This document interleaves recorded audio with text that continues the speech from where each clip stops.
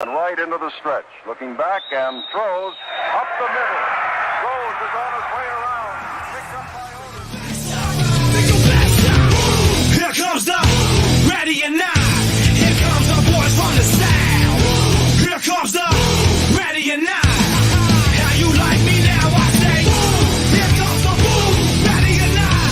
Here comes the boys from the south. Boom, here comes the boom, ready or not. How you like me now? You don't live in Cleveland, you live in Cincinnati. You are watching live to the best damn Cincinnati sports podcast. I always forget. This side of Crystal Farms Dairy Company. My name is Santori Miles. We got Cincy James. We got Bengal Dad. We got Greg Luther. We got the one, the only, the man with the camera, Cam Miller. How you doing, Cam? Greetings, fellas. How you doing, buddy? Fantastic. How you guys doing? Wonderful. Awesome. We're doing better now that you're here. Yeah. Thank you. I appreciate that. We're legit now. And the Bengals won, too. Yeah. Absolutely. This was going to be a miserable show if the Bengals had lost. Let me just tell you that right now. Oh, Got a few people here in the chat. We'll get their 2 days up here real quick. But we've got a few teasers that Cam has put together for us. I don't want to say specifically for us. not for us. He's got some teasers together that he is allowing us to show. So without further ado, let's just go ahead and get these going. I'm going to start with Riverfront Remembered Jungle Trailer 1.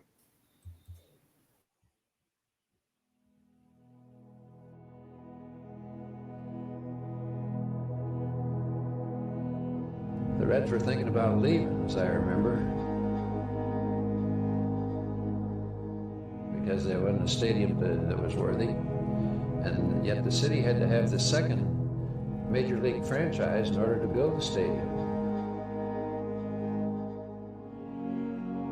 And that's where I came in. Anderson is back to throw. Looks, fires down into the end zone. Touchdown to Christ up in the air. And it's gone. And the Bengals win it in overtime on this ground at Riverfront Stadium. Really up, holding on his feet.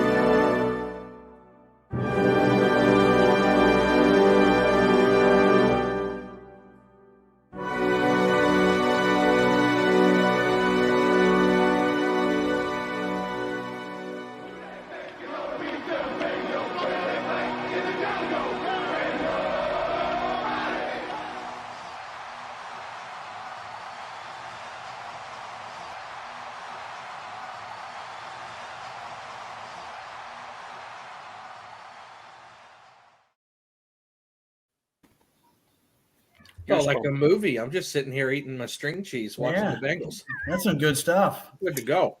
I can't wait to see the whole thing. Thank you. Oh my, yeah. Here you go. It's going to be fun. It's going to be great. Bengals Depot. I'm about to cry, man. And then Darth Bengal got the little tearing up emojis. My mom in here with the orange hearts. Yeah. So the music gets me every time. Yeah. Now, is that original works? Like, did you commission that, or is that? Yes. Okay. That's one of the great things about being a filmmaker, freelance independent filmmaker is my job. One of the great things that I realized later on as I've done this for 20 years or so is that being a musician and being able to compose really keeps costs down because I can create things I want. Not only that, not only from a financial standpoint, I don't have to pay royalties. I get a vibe and a sense when I am making a film. With the Reds Riverfront one, I had a vibe and a sense. I had cellos play very, very low notes to symbolize the Roebling Bridge when the hum. So throughout that, you'll hear the hum of the bridge. I recorded the bridge and I matched the cellos to it to bring it together. With this film, I constantly played the Ben-Hur soundtrack. I was constantly on repeat playing that, getting inspiration because the stadium represented to me the Roman Colosseum, like that gladiator vibe. So I completely went all in, and I had to cut back. I had to scale back a little bit because I was going crazy with some stuff, man. So I had to bring it down a notch. But you feel that energy and that gladiator Roman Colosseum vibe from the soundtrack, because George Lucas said this once, and I've always thought about it. Movies are 50% soundtrack. You have to have a soundtrack that is equal to that film, or people are just gonna tune out. It's an emotional investment, and the music is so important. That's why John Williams has made so. I was gonna say he's got the market cornered. Yeah, the master. Yeah, right. Well, let's start firing questions away because. Well, I got one that just came to my mind, and it's very near and dear to my heart. Did you happen to capture in the film the way the Bengals in the, I'll say, late 70s and early 80s started the game with the opening kickoff with that? I always called them the Rudy Tooty band, that little band that sat behind the end zone, and they would play the Battle Hymn of the Republic to start the opening kickoff. It reminds me so much of my father. Spoiler alert, that's the first thing you're going to hear in the film. Oh my God. And just to give you just a little bit of insight, because my dad was such a big Bengal fan. When my dad passed away, in the church when we were rolling his casket out, the Battle Hymn of the Republic was played. It was because of the Bengals. Ooh. Wow, amazing. Yeah. What a tribute, right? What a tribute. There won't be a dry. I'm telling you, when I remembered that from archives that I've gone through, but that band, the Bengal Band, the conductor wrote the song, the Bengals Growl song. His daughter, Mrs. Bird, she conducted that band, and I've got some of the placards that they put on their music stands that was under that little tent, that tarp tent that they had over there. That's a story in itself, that band. And I wish they would bring that back. Every NFL team kind of had their little thing, but there was something about that band, man. They knew what they were doing. They sounded amazing. I've got a couple of recordings of them. They're not great. They're on cassettes, so you can imagine the hiss and the hum from those 70s and 80s. But I do feature them in the film. They are a part of it. And that Battle Hymn, that starts it out. Like you're gonna be Riverfront. So when you hear that, you're gonna be like, yeah, that's right. I remember that. I wish a lot of these. Did any of you guys ever go to games in Riverfront? Yes. Not in the 80s. No, I was not alive in the 80s, so no. But I did go to Riverfront, I think, a handful of times. I saw Jose Rio pitch there like once or twice. Well, I know you went for baseball. I don't know if you ever went for football. I never went for football. Yeah, I did a few times, yeah. I don't think I ever went for football. I know I went for baseball. First Bengals game for me was 2001. I ever attended. You took me to a Jags game, like in Jacksonville when I was in Jacksonville. Yeah, when I was like 3. Well, my question, one that I've got is, so you did Riverfront Remembered for the Reds. Did it come to you as you're doing that, I need to do a Bengals one, or did it just kind of like happen? I always had in mind doing a Bengals film in the future. I really, the Reds one was so important to me because I had been talking about it with the Reds for 5-6 years, and then we were trying to get it done for the anniversary, the 20th year that Synergy was, or Riverfront. I'm sorry, I said Synergy. Please excuse me for that. Yeah. Riverfront was down. Like that. I've seen in print the last couple of weeks. I've been going through archives for this Bengal film, and Synergy's popped up a lot. And every time I see it, my blood vessels and I start to get a little angry. So it's just in my head. So I apologize for that. But I was absolutely, I wanted to do a Bengal film. I didn't know if I would be able to because of my time constraints. But once I saw the success of the Reds Riverfront Remembered, I knew that there was a thirst for it. People were like nostalgic. I got such a great response, and I wasn't sure if we would, but we did. And I said, I got to go through with this. So my plan, which I originally had a few years ago, I'm sticking to it. The Reds film, which won an award. I'm so honored that it did, and it sold out the Hall of Fame. It was awesome. And now the Bengal one with the great event we're having for that. And then the third one will be for the shows, all the concerts, Cincinnati Symphony, Rolling Stones, Paul McCartney, all of the shows that were there. So I've always had in mind a trilogy to tell that story because I thought it was not fair to do one big film to tell everything because that wouldn't give the due for the Bengals and then the musicians that played there and the concerts, the cool jazz fest. So I wanted to do a Bengals film for a long time, and this was the opportunity to do it, to kind of tie it into that Riverfront, because if there's one thing that I love, it's history, especially Cincinnati history. Yeah, I could just listen to you talk all day. I'm sorry. And again, if I start going on a tangent, slap me and tell me, hey, Cam, shut up. Enough. Hey, Cam, I believe we talked about this with the Reds because I remember I was seeing the teaser for the Redskin new stadium. They needed another professional sports team there. Weren't the Reds really close to moving at that one point? I think you told us a while back. So Paul Brown, in a way, saved the Reds in a way, right? Oh, absolutely.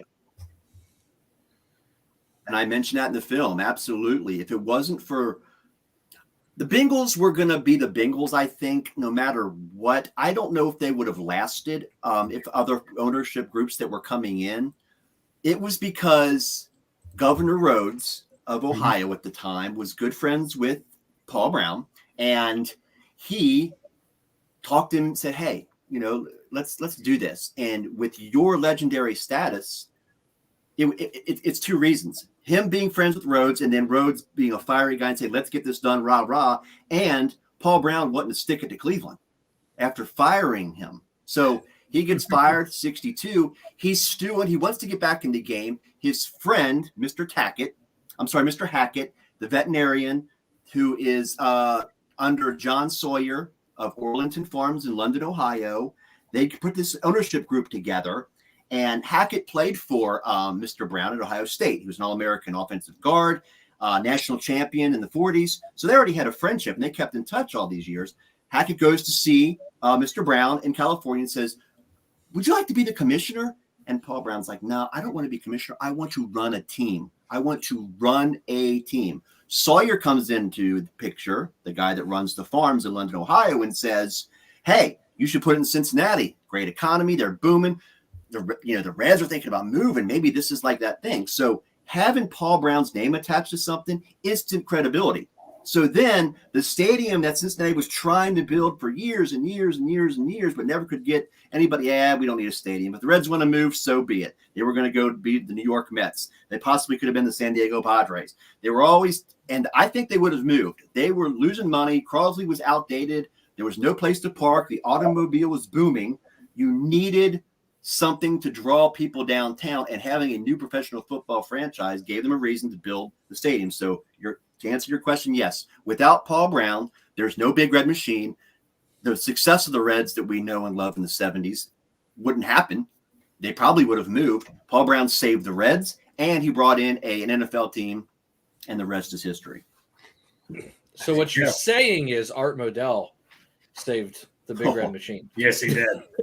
See, in a roundabout way, we owe, instead of a Paul Brown statue down there at Paul Brown Stadium, not Paycor, Paul Brown Stadium, we did an Art Modell statue down there with him and yes, we do. hands. a truce, right? It just keeps getting better for Browns fans. Now I can say if it wasn't for Art Modell, we wouldn't be kicking your ass. Yeah. There you go. See? Yeah, Baltimore, Cincinnati. You played yourself, Cleveland. You played yourself. Baltimore, Cincinnati need to come together and do a big Art Modell day or something. There you go. Well, Art Modell actually gave Paul Brown his blessing because Paul Brown was still under contract. He was still getting paid by the Browns. So Paul Brown could have sat back and said, you know what? I don't need to do anything. I've still got a contract for still whatever years it was. But once Brown said, Paul Brown wanted to do this, he said, hey, do you care? I was like, please do what you want. And he actually said, do it in Cincinnati. He wanted that rivalry. So we should give credit to Modell for doing that. I mean, he could have said, no, you're not doing anything.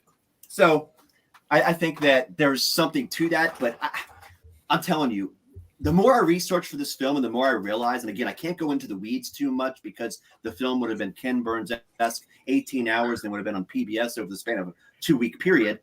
I had this fit into a 30-minute window, but in the book, there will be all this information about the politics and how close the Reds were. But Paul Brown doing what he did, and not only that, but his first season at Riverfront, 1970, they go and they win the division, the AFC Central. Like, I mean, unbelievable. What an absolutely unbelievable turn of events it was. Because without, like I said, without Paul Brown's genius, his stature, I don't know if we'd be talking about the Cincinnati Reds. If you're watching that pennant chase down to the wire, we might be thinking about the New York Reds. So who knows?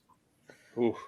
But also, I can blame Art Modell for Castellini, so I don't know where I'm at now. Uh-oh. There you go. See, I mean, that's true. That's true. Just leave well enough alone, I guess. Good point. So for all the Reds, so for a bunch of, because for years and years, I've always loved the Reds. I just didn't like it how the Bengals were always treated. Talk about ironic here. The Bengals were always treated like the redheaded stepchild to the Bengals. And I get it. The Reds have more history. I totally get that. But it's like, I just got so tired. Like since the year 2000, Bengals have made the playoffs more than the Reds. And every time the Reds had a bad season, it's like, oh, I'm still excited for next year, which is fine. But if like the Bengals made the playoffs and lost a game, it's like, same old this, same old that. And I just got so tired of that over. Even absolutely. Even if the Bengals lost. I understand that. Yeah.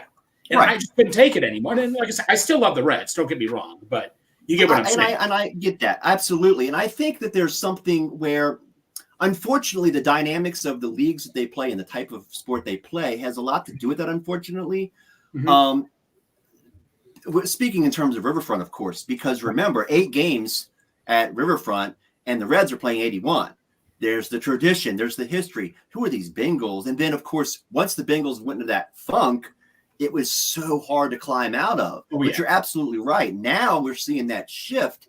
And I've always said this, especially doing my work for the Reds, we need to be together. Like it has to be, we want the Reds to succeed. We want the Bengals to succeed.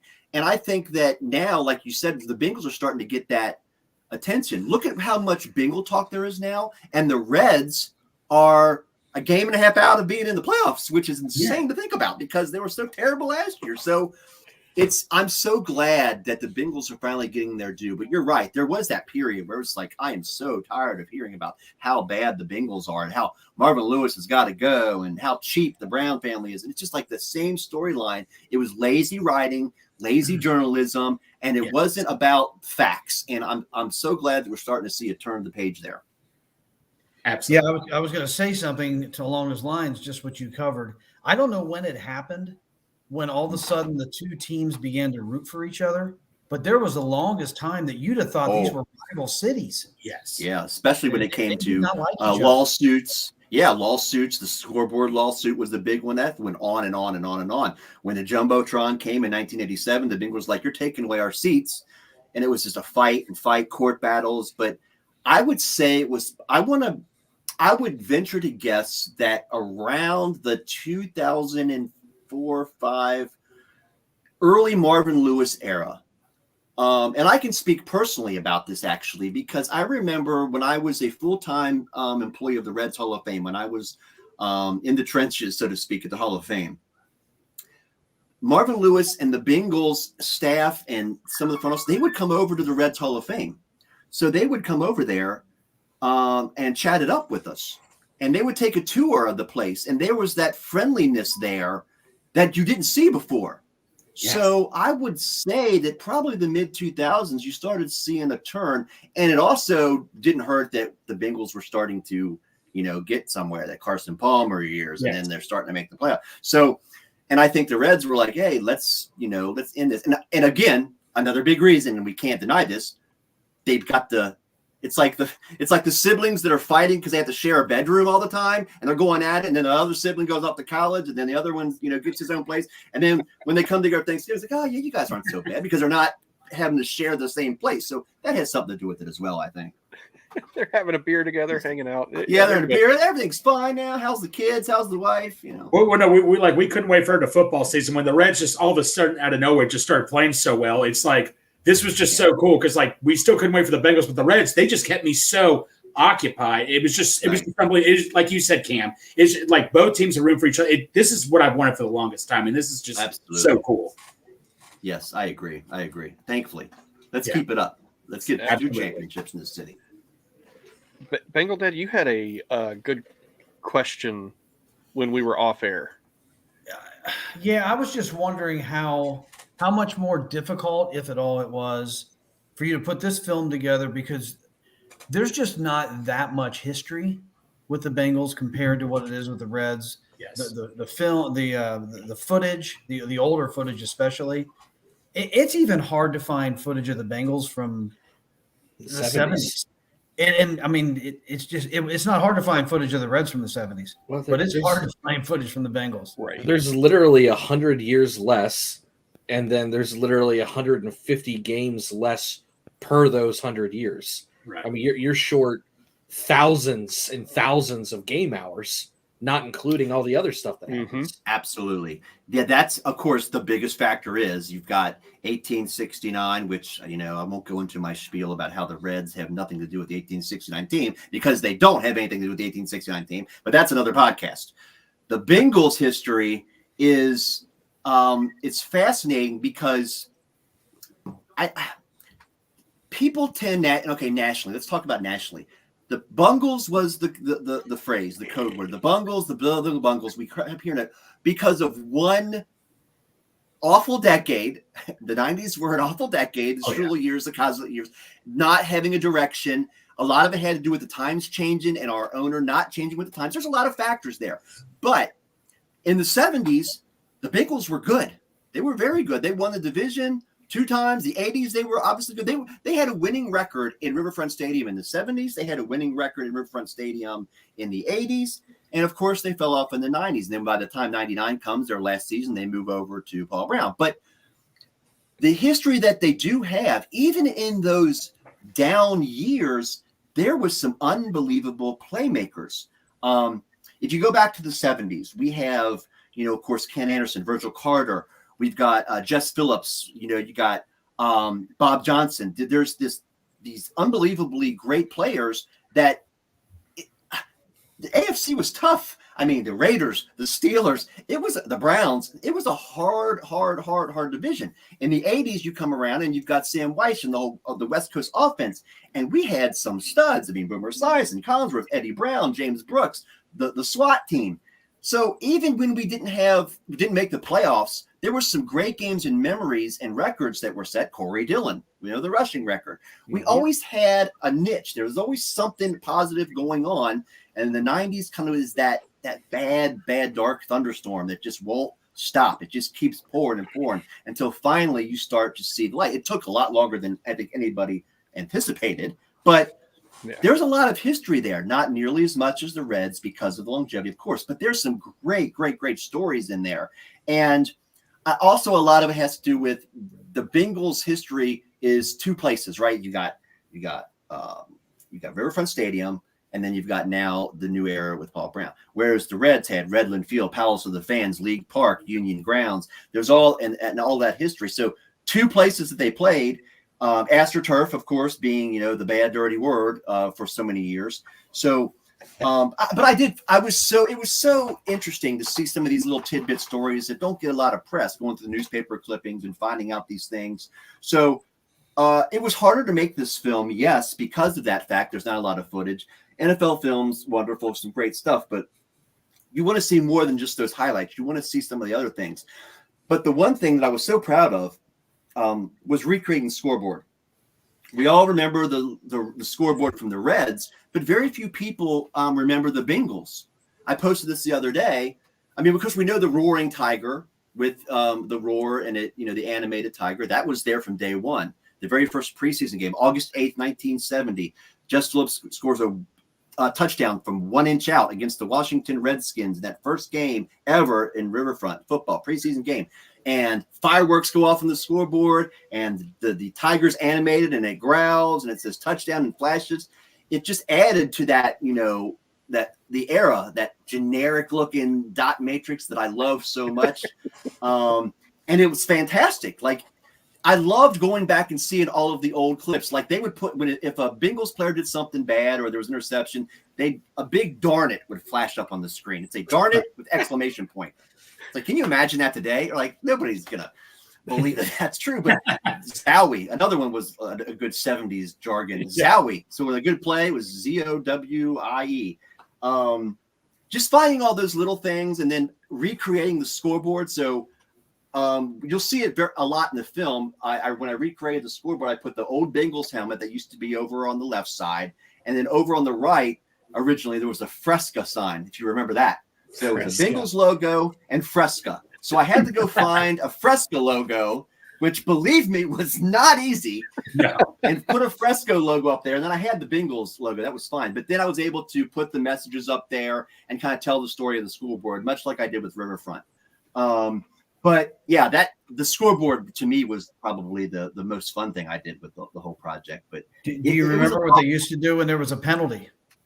Oh, marking I was going to say this, but I got distracted because I often do. The tiger walking the penalty yards. Yep, he walked the yards off. And I said this on Twitter the other day, that the walking tiger sounds, number one, it was an awesome graphic. There needs to be a drink at Paycor Stadium called the Walking Tiger.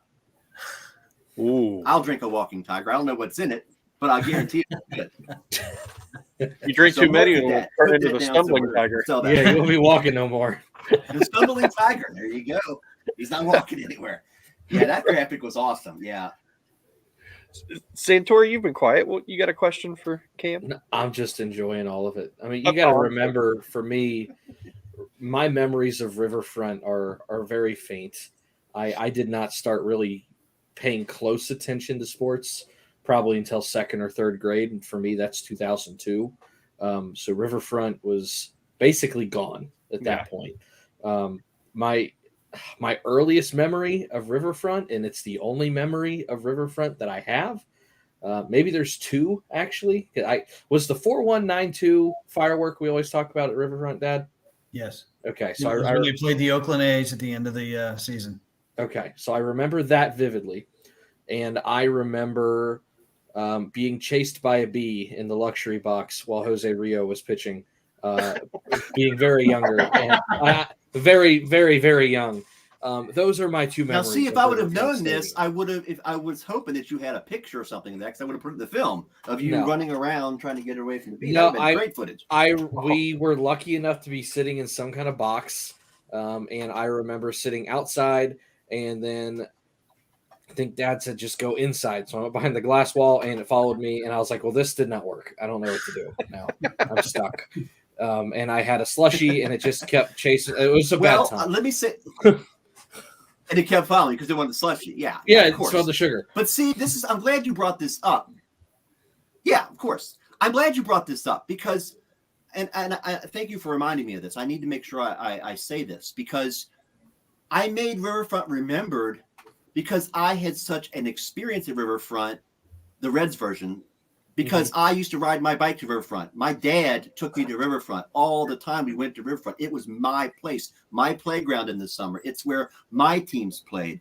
No matter how bad the Reds were, I always left that stadium with memories that I never forgot, and it was the greatest time of my life. The Bengals, I only went to a handful of games. I don't have that. I don't, because the very first game I went to was 1980. And my dad took me to see the Buffalo Bills and the Bengals, and I was so cold. I was like 7, 6. I left at halftime. I couldn't take it anymore. It was too cold. I went later, of course. I went to games, but there were so few games. I don't have that the memories like I do. But I obviously followed them all those years on television. Remember, you didn't get to see them play at home a lot because there was the blackout rule. So you would watch highlights. And I have memories of Phil Samp on the radio, which you heard in my teaser, some Phil Samp calls. I'm so glad that I got a lot of radio calls to put in this movie because Phil Samp's voice, talking about Boomer and Ken Anderson and that stuff it's the Nuxall Brenneman dynamic, right? Except for Bengals. It's so great.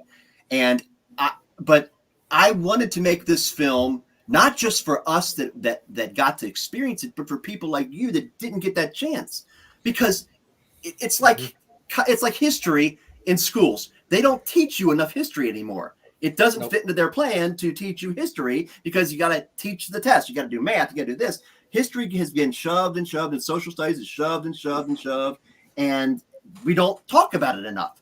Yeah. Doing things like this, especially films like this, My Dime, My Time, I'm able to pass it on. So now you didn't get to go there, but you're going to be like, that's what it was like. That's what all the stories that I keep hearing from my grandpa, my father, and my brothers, my aunts, my uncles, my cousins that went there. They tell me these great things. I'm now able to see that, and then I can pass down that, and then they can pass down that. So that's why I do these things. It's not just for us that got to love it and enjoy it and be there. It's also for the people that never got that chance, because if we don't pass on this history, who's going to? Yep.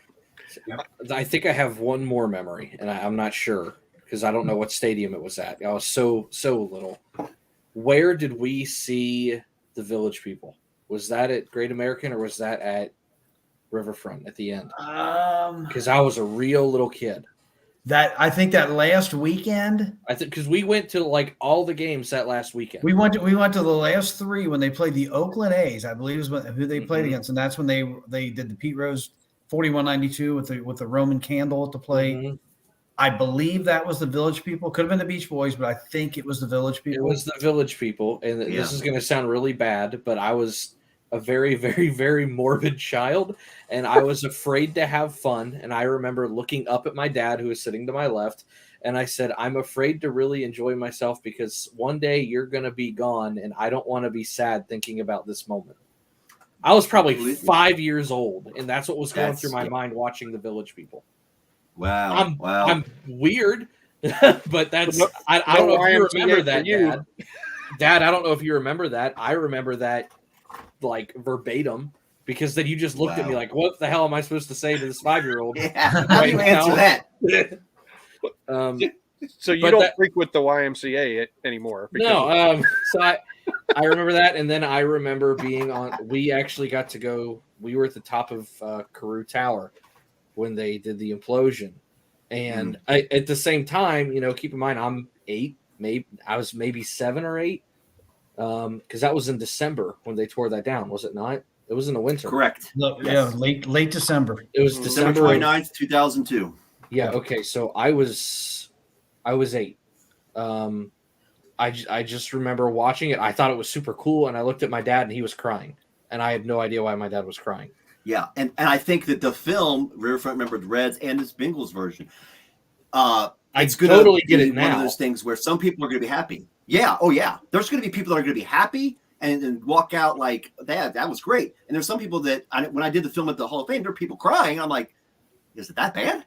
What did I do? And then you realize that the nostalgia was so powerful for that place, and we don't have a lot of those places. It's not like you're going to go to movie theaters. There's not many of those left in where you go to a movie theater and you're like, you're not going to have that visceral experience because there's nothing there that's going to get your juices flowing. When you go to a sports stadium, you don't remember the score. You're not going to remember who won or lost. You're going to remember the B, right? Trying to get your slushie. You're going to remember the scoreboard's crazy things they put up there. You're going to remember the roar of the crowd and how you felt it in your chest. And I think that's one of the things, and it's one of the things modern sports is missing, and it drives me crazy. And I know that I'm fighting an uphill battle, and I've got to learn how to shut my mouth on Twitter. I've been better. I promise, guys. I'm trying to do better. I can't be the old man yell at the cloud all the time, but there's something missing when you don't have that experience that doesn't really have anything to do with the sport you're watching. It's the moments that you're taking in, the people you're with. You're with your dad. I'm with my dad and my mom and my brothers. And I remember what I was wearing, it was hot.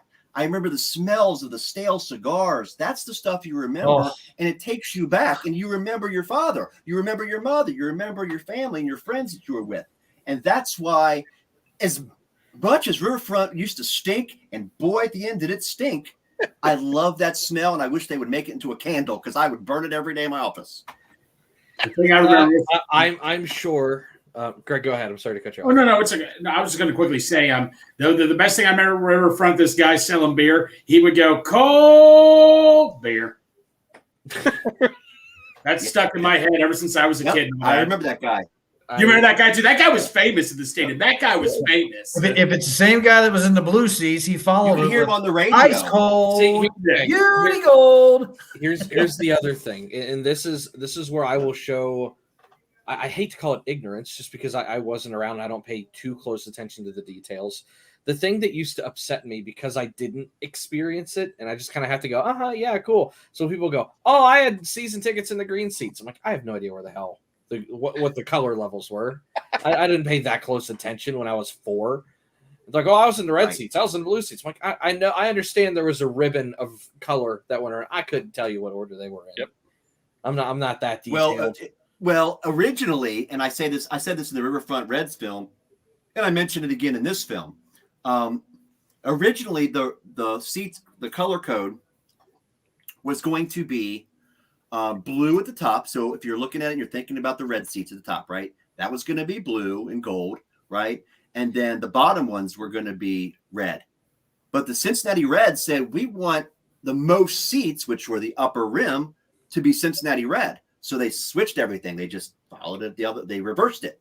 So we were really close when they brought this. That's what it was originally going to be. So they had to scramble and order more seats and, change things because the Reds said Cincinnati Red. We want all of those seats to be Cincinnati Red throughout the top. So that was one interesting fact that I didn't know until I researched it, that they were really close to changing the seats. So imagine going to Riverfront and the red seats were at the, where the blue seats were. I just hope that in like 40 years, when you're like, I don't know, 80, whatever you are now. I don't know how old you are. Whatever. Yeah.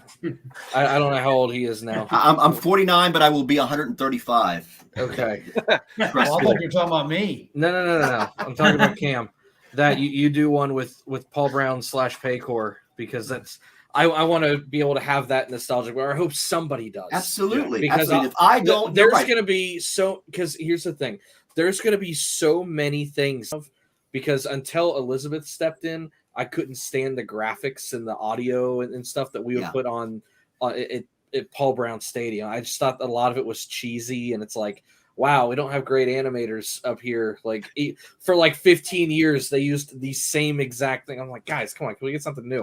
Yeah. But at some point, I'm going to be like 75 years old, sitting down, looking at it going, I remember that. Yeah. Like, I want that moment. And I know that's like 40, 50 years from now, but I still think that'll be so cool. Because I do have a lot of those moments at Great American Ballpark. Right. My first memory at Great American Ballpark is before the opening of Great American Ballpark, when Dad and I went down there and he didn't get tickets and we paid way too much money to get into the game. It would be $150 a ticket, and I watched 5 innings of it because we were down like 9-0. Reggie Sanders hit 2 home runs. Yeah, we got shellacked. And it was cold, remember? Mm-hmm. And it was cold. I remember walking through downtown Cincinnati and you all pissed off, spending hundreds of dollars to try and get tickets just so we could see the first game in the stadium. And we got our freaking brains blown out. Yeah. It's little things like that, or when I see pictures of the stadium and it doesn't have the riverboat in center field, or when you see the tail end of Riverfront / Synergy, I promise I won't use that often, and they took down part of the stadium because they built Great American Ballpark literally into the old stadium, and they just had to get rid of a chunk of the stadium to do it. I remember walking through downtown after the implosion, and everybody's walking like this because there's so much debris and dust in the air. Yeah. And That like 2 to 3 year period was a very wild time for me because I was somewhere between 7, 9, 10 years old, and the Reds get a new stadium. The Bengals have a new stadium. Here comes Carson Palmer and Marvin Lewis, and Ken Griffey Jr. is kind of just in a couple years, and Barry Larkin's at the tail end. There was this weird transition of Larkin to Jr. taking me into Carson and Rudy and Chad, and that like 4 to 5 year period, it was like nonstop overhaul of like a fresh new era for Cincinnati, and it all centered around basically one stadium turning into two. Right, It that was whole so area, right? cool. Yeah, the Riverfront. Banks wasn't there. That whole area is completely different. Right. I hope somebody does do the film. I hope somebody does do that film. Yeah, it won't be me. That's true. That is true. That is very Our true. smell will be the vape pod smell. Yeah, That it'll is be true. it'll be That's grape vape and That is 100% true. Hey, I've got another great memory of Riverfront. I'm being sarcastic. oh, I used to always sit at the top row of the red, directly behind home plate for baseball games, and I would sit up there with my tape recorder, and I would do play-by-play of games. Nice. And we have some of those tapes. They do exist. Really? As much as he don't want them getting out, Interesting. I have listened to them.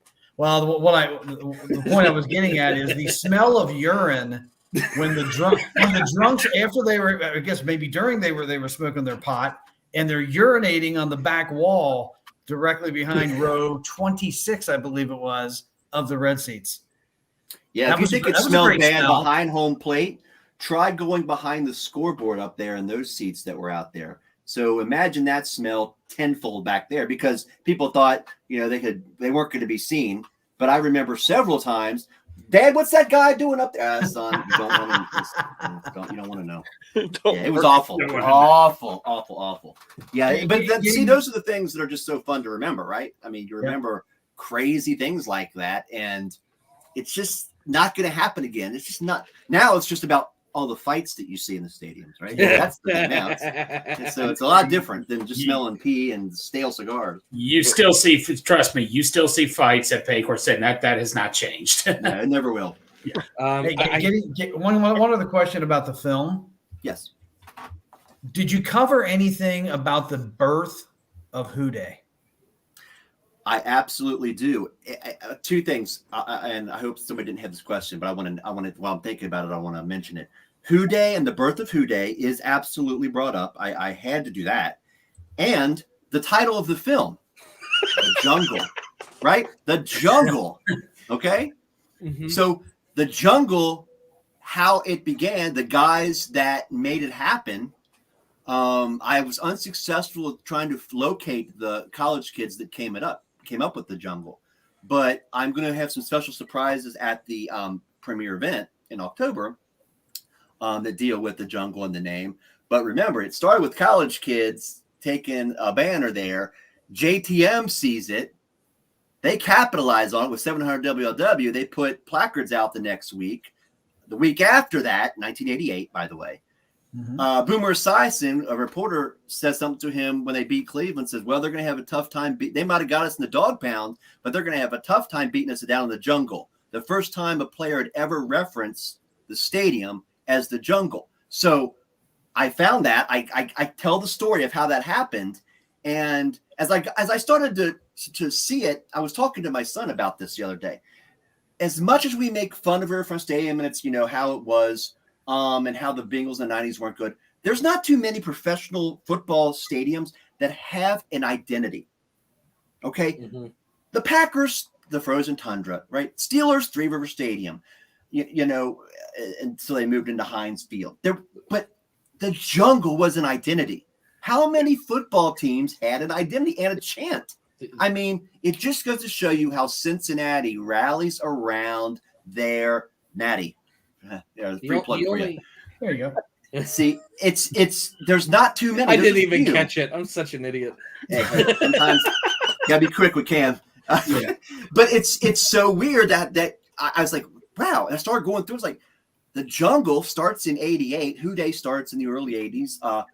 the conservative Cincinnati kind of took them a while. They were applauding in their seats. It took them a while to get going. And finally, the Super Bowl team in 88, everything erupts. The crowd, it's the timing too. The late 80s, early 90s, you're starting to see more colors and pizzazz, and just the times were different. And that was a reflection too of that team. So having the nickname the Jungle, that has stuck into this new stadium, right?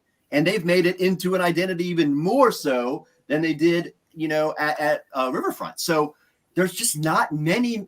I didn't see any that were, a couple of names that they would throw out in the press for a season or a player would mention, but like the Dog Pound and then the Jungle, and they're both Ohio, which is ironic, right? So you just don't see fields that have identity, because let's face it, baseball stadiums have personalities. Football stadiums, it's all the same, right? 100 yards, 2 goalposts, mostly symmetrical or oval. There's not really much you can do with it, but the crowd and the fans and the passion, that's where it comes out. And I think that's why one of the reasons I wanted to make this film is to show you how the Jungle was the real deal. I mean, if you were lucky enough to go to a game in 1988 and sit there and you could feel in your chest the roar, unbelievable. So I hope that comes across in my film. What you were talking about, what the Jungle was like. I remember watching a thing on NFL Network, top 10 most fun teams of all time, and I think Bengals came in number 2. It's 1989. They said that was like one of the funnest teams. Like you said, the fans just going nuts to the stadium. I do remember them talking about. That's like one of the times the NFL was very nice to the Bengals. Every now and then they'll throw us a bone. Yes, every now and then. Yeah. I do have one more question. What was your favorite thing that you learned about the Jungle Riverfront Stadium for the Bengals when you were making this film? Something you didn't know before. A very good question, because making the Reds, I pretty much had that history and I kind of knew it. There was a few surprises here and there, but I pretty much knew when I made that film. With the Bengals, I didn't realize, and I touch on the film and I kind of tie it all together in 30 minutes, which the film is a 30-minute film that tells you the story as compact as possible and it gives you a sense of history. But I did not realize how unbelievably close we came to not having the Reds or the Bengals. It was razor. I cannot even describe to you how close it was, where the Reds were going to be like sayonara, which meant no Bengals. And by the way, the Cincinnati Royals were leaving town. And we would have been a minor league city forevermore. There was some backdoor deals and hustles and trying to figure it out. And it was unbelievable how close. And as time goes on, we don't remember that stuff, right? We just remember the stadium got built. The Cliff Notes version of it, right? Everybody remembers the Cliff Notes version of, the stadium came and Paul Brown came and the Big Red Machine. So they built the team for the AstroTurf, and then history goes on. But I'm telling you guys, it was very close. There was a good shot that if some things didn't fall where they had to fall and money didn't come in certain places that they had to come in, and people didn't vote yes or no on the ballot, if that didn't happen, I mean, we're talking no professional teams. The Reds are gone and no Bengals. So we've been stuck with the Stingers. Hey, we would have had. Hey. Oh my God. But that was really cool. But there's lots of, now I want to say this too. There's lots of little cool tidbits in this film that I didn't know. But it's like, oh, that's pretty cool. I didn't know that. I'm going to stick that in there. Or, oh, that's pretty neat. And I hope that some of the players at the event get to talk and share some of these stories when they see the film too. But but that was the biggest one, was that very beginning. And I tried to just keep it very, very, very short to this is how it happened. But it went a lot of different directions. But thankfully, we got from here to here. And then, of course, it explodes. And then we still have the Bengals because, I mean, let's face it, in the mid-'90s, it was touchy, too, before Paul Brown gets built. I mean, Baltimore was a calling, right? So we had a couple of close calls. But that initial 1965 to 1968, that era right there where we were like, are we going to get a team? Are the Reds going to leave? It was close. Very, very close.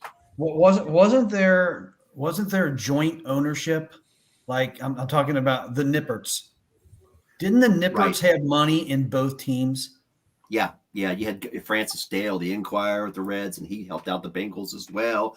There was a lot of politicians with their hands in the pots of both the clubs as well. So, but I will say that there was, I think, at the end of the day, when the dust settles, I really firmly believe that all of the politicians, the city councilmen, the leaders, and the communities, they wanted this done. Now, the Reds wanted this stadium in Blue Ash. Don't get me wrong. They detested having the stadium down by the river, in a van down by the river. They did not want that stadium down there. They're like, why down there with the warehouses and the dump and it's awful. It stinks. They wanted Blue Ash. They were like, Blue Ash suburbs, park your car, get out. They didn't want to come to the city. But Paul Brown was like, no. This is he didn't have a say so, but his influence was powerful, trust me. And he really wanted the stadium down there. Publicly, he would say, wherever they put it, it's fine with me. But he wanted it down there, that industrial, nuts and bolts, kind of guy he was, right? In the city. The freeway was there. Fort Washington Way had just been built. It's the perfect spot for it. And he was right. I mean, in the end, he was right. That's where you put it, and then you build out, right? The Kings Island, before Kings Island's built, they were going to build it out there, right? That was another option. Lunkin Field by the airport, they were going to build it out there. A site off Coleraine Avenue. They went anywhere but down in the city. So luckily, that's where it ended up. It could have been a lot different. Who knows what would have happened and what our luck would have been with both the Reds and the Bengals. I have one more filmmaking question for you. Ooh. And then if we want to transition maybe into some Bengals talk, we can, because we had a Monday night game we got to talk about. Of all the Cincinnati stuff you're doing, obviously you're doing a lot of stuff with the Reds and the Bengals, and you're very Cincinnati proud, and you're doing the concert one you're hoping to do. Do you ever think about doing one on Kings Island? Because there's a lot of stuff that's happened with that too. Absolutely. I have been contacted about pre-COVID, so 2018, 2019, a group of people came to me and said, hey, we've got some stuff here. We found some footage. We thought you'd be the guy for this. We'd like to make a movie about the history of Kings Island. I said, you know what? I've got 75 things going on right now. Next year, I've got 4,250 things going on. But I will keep that in mind. So I'm absolutely, it's on the front burner. I've kind of dipped my toes in a little bit, and I've got some archive material. So I might be 127 years old when it comes out, but I am interested in making that film because I think it's important, because what an iconic place, right? Well, again, it touches all of those notes of, I remember what I was wearing, what I was doing, all the rides, the games. I mean, the Kings Island my dad went to in the 70s was much different than the one I went to in 2005, which is much different than the ones the kids now are going to in 2023. Correct. I mean, it's just had this widespread evolution from, even if you just want to go all the way back to when you had the Brady Bunch was there. Oh, the Smurfs. Remember the Smurfs were big there? Smurfs were big there. Evil Knievel. Smurf off, man. Evil Knievel, yeah. Yeah, and then, I grew up when it was Hanna-Barbera, and then it transitioned to Paramount Kings Island, and you had SpongeBob everywhere. And then that moved away, and now it's Planet Snoopy. I mean, it's had so many different themes, but it's always kind of been iconically Kings Island at the same time. And the good thing about that is that everybody's been there, right? Everybody's been to Kings Island. Yes. So you don't have to be a sports fan, right? So you've got this broad, palette, and you've got people that spent their summers working there. You've got families. You've got people that met their wives there. I mean, it's just this place. It's our Disney World. It's our Disneyland, right? I got fired from Kings Island. Whoa! Wow. Well, there's the opening of my film right there. Sit in a dark room, put a light on you, tell you the story.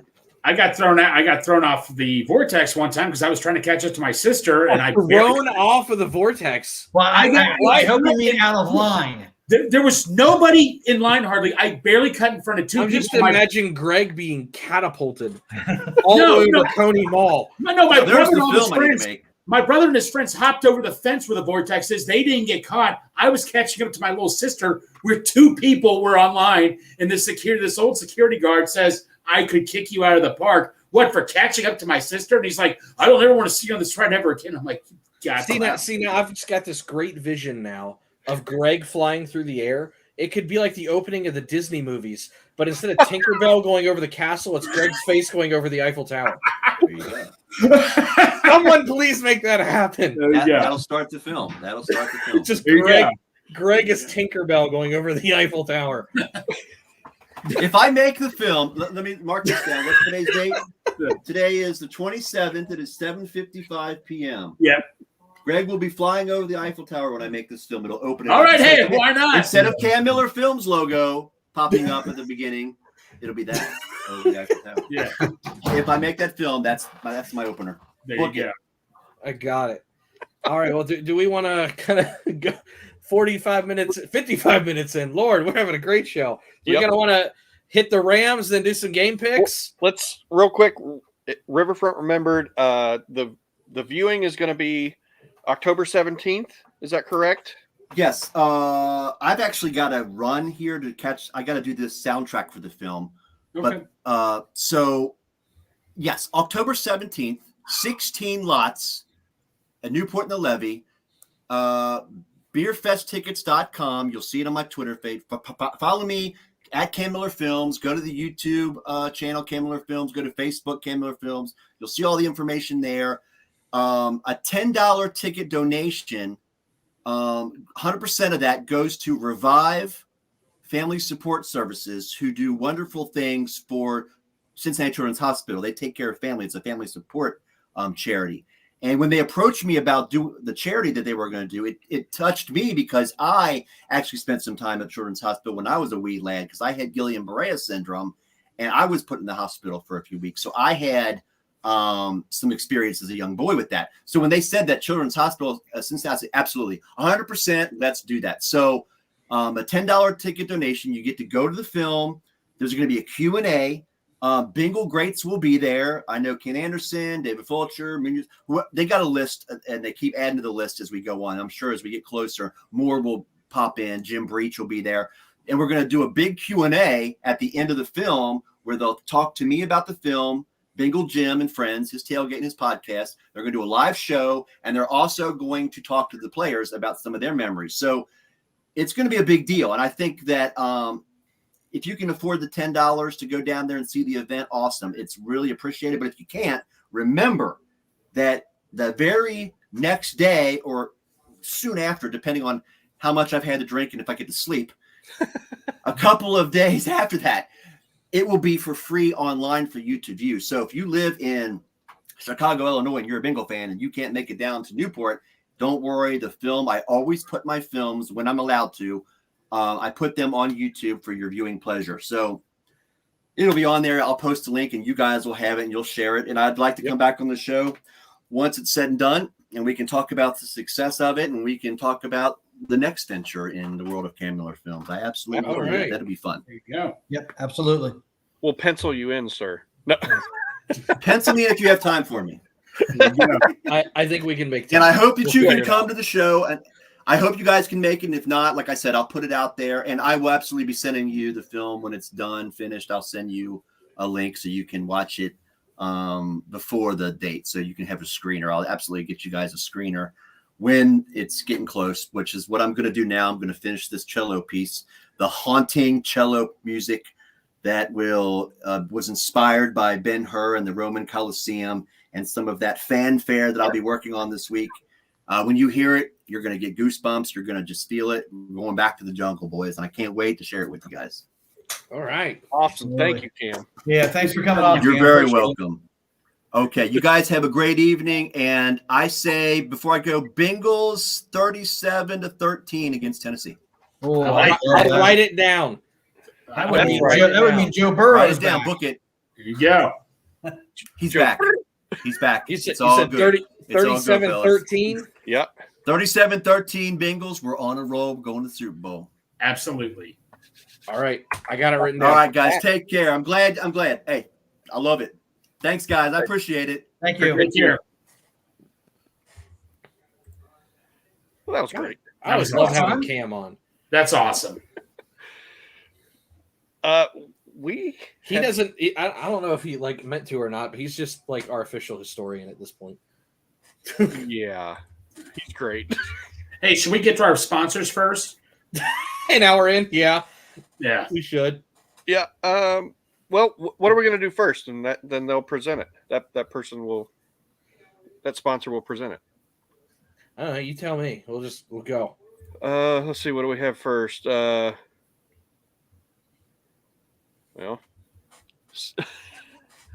I'm looking. We've got a lot to cover still. Yeah, I know we do. We're going to be here. So let's just do. We'll be efficient. Monday night preview, brought to you by Brimminghorn.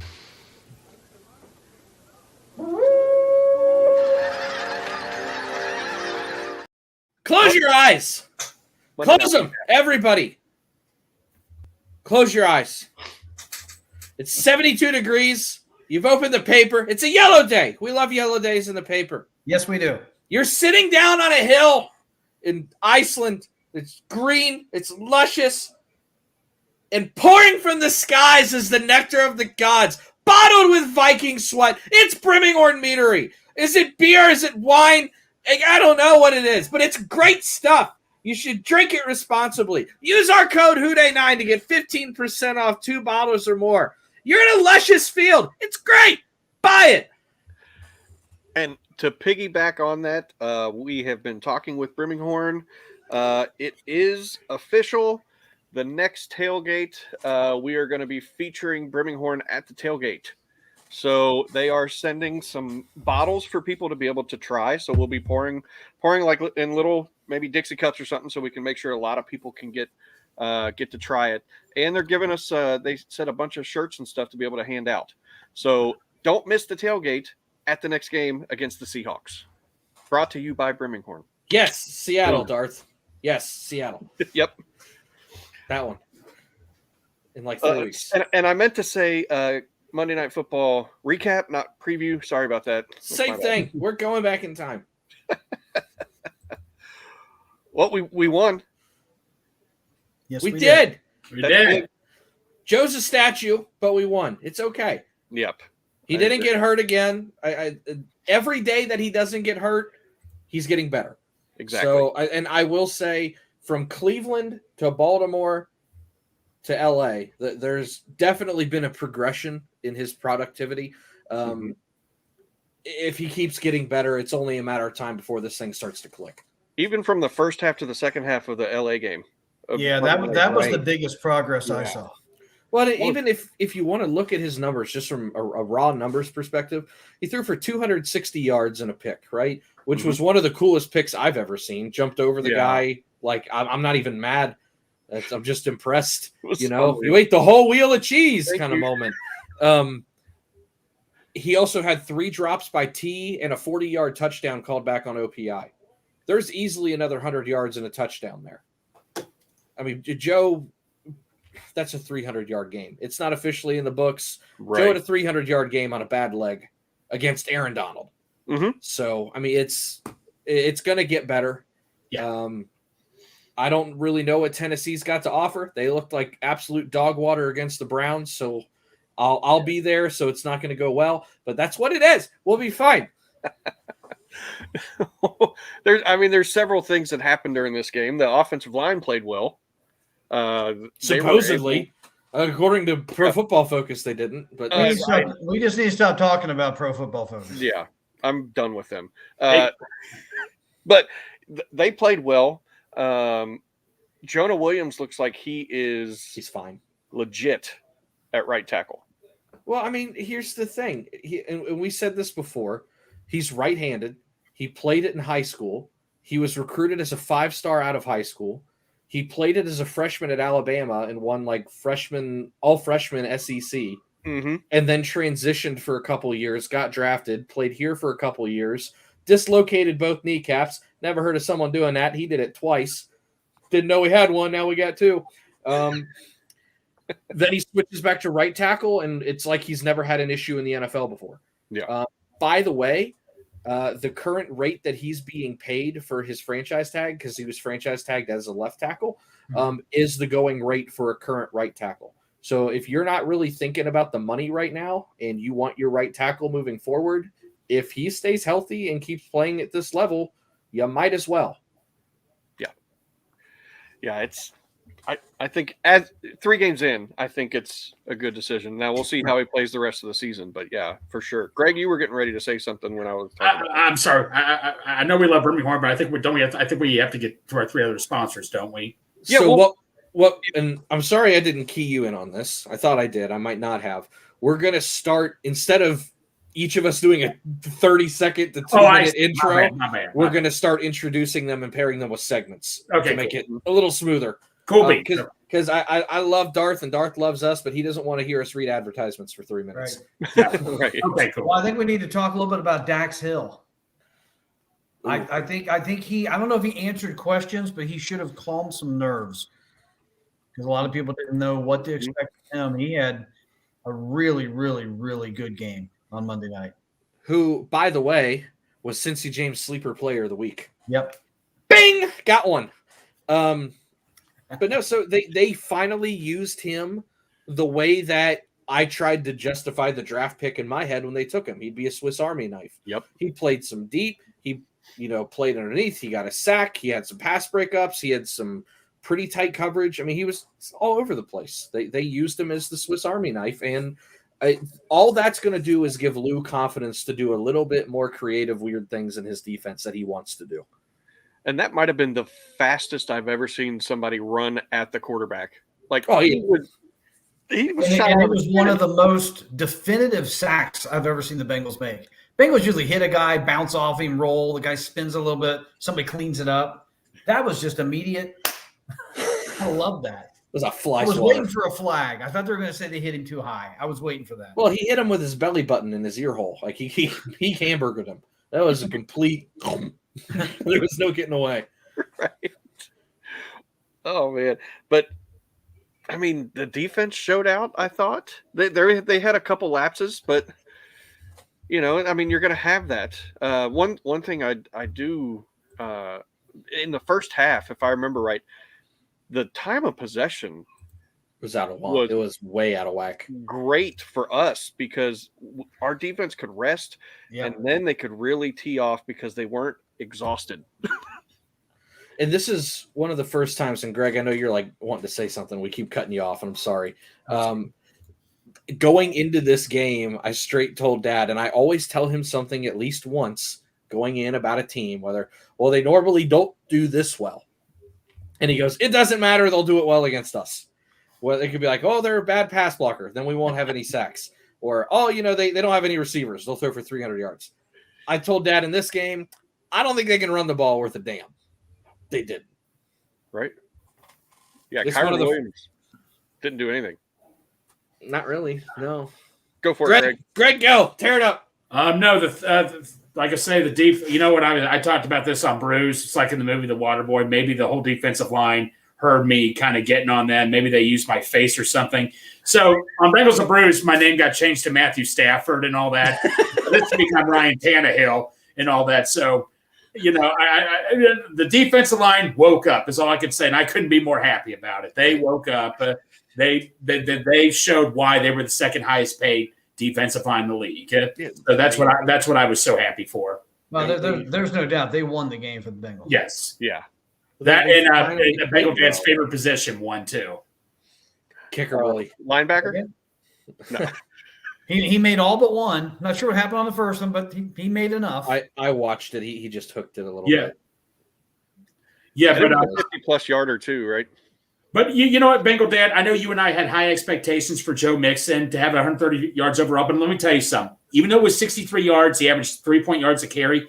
Each and every yard mattered that much. On 4th and inches, fourth quarter, it was – I remember talking to James about this a little bit after the game when I called it. I mean, every yard mattered in that fourth quarter. Clock management meant the world in the fourth quarter. Mixon fought for every yard once again. It may have been 63 yards, but every single inch – it was like I'm quoting Al Pacino from Any Given Sunday. We claw with our fingernails for that inch.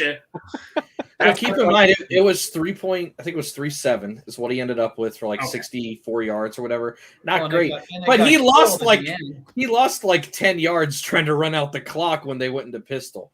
Right. He was well over 4.5 almost that entire game. And he had the 15-yard touchdown run coming out of halftime. I think the first play was like 15 yards up the gut. He had some important runs, and while they didn't necessarily get a first down at the end, they were in a position where it was like, as long as we make them burn these couple timeouts, we have a 2-score lead.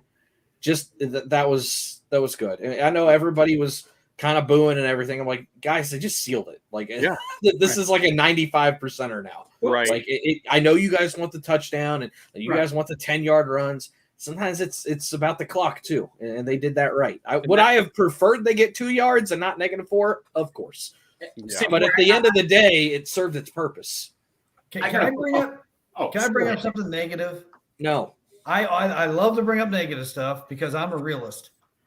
I have seen stuff on Twitter the last couple of days about people belly aching that fans shouldn't boo the home team. I don't buy that. If they do something you don't like and they deserve to be told about it, then you can tell them about it. Who are these people that think it's just totally off limits to ever do that? And I didn't boo anybody, so I'm not offended that somebody said that because I thought I was booing and maybe they're mad at me. I didn't boo one time in that game. But I think it just goes with the territory that if you do something that's warranting a boo, if I see a player Cadillacing it, I will boo his ass if he's Cadillacing it. The lack of effort kills me. It's not a guy dropping a ball or this or that. The thing that I don't like with booing, and I have booed my home team before, typically it takes something like a losing record and they're not going for it on 4th down, and I'm like, well, they're not getting the ball back. They just kind of gave up. Those kind of things I will boo at because it's like, dude, get your head out of your ass. Like, to me, you are doing a disservice to the team and the organization at this point. It takes something pretty nasty because I understand sometimes on 3rd and 25 and they hand off and everybody boos. It's like, what do you want them to do? They're throw a pick 50 yards downfield? But there was one where I text you and I said that decision was smart. And that was when I think Burrow took a sack right before the end of the half. That's when they let the clock run all the way down to 3 seconds and kicked a long field. Yeah, because if they'd have done it earlier and he'd have missed it, you'd put the other team. Well, and other people were probably wanting them to go for it. And I'm like, guys, just tie this thing up. This is not the game to be playing with that right now. And everybody's booing. I'm like, you guys need to shut up. Like, this is not. Most of the time when people are booing in the stands, they don't get what's going on. Well, and if I'm not mistaken, up to that point, that was 10 quarters of football, and Burrow had not completed a pass more than 15 yards the whole season.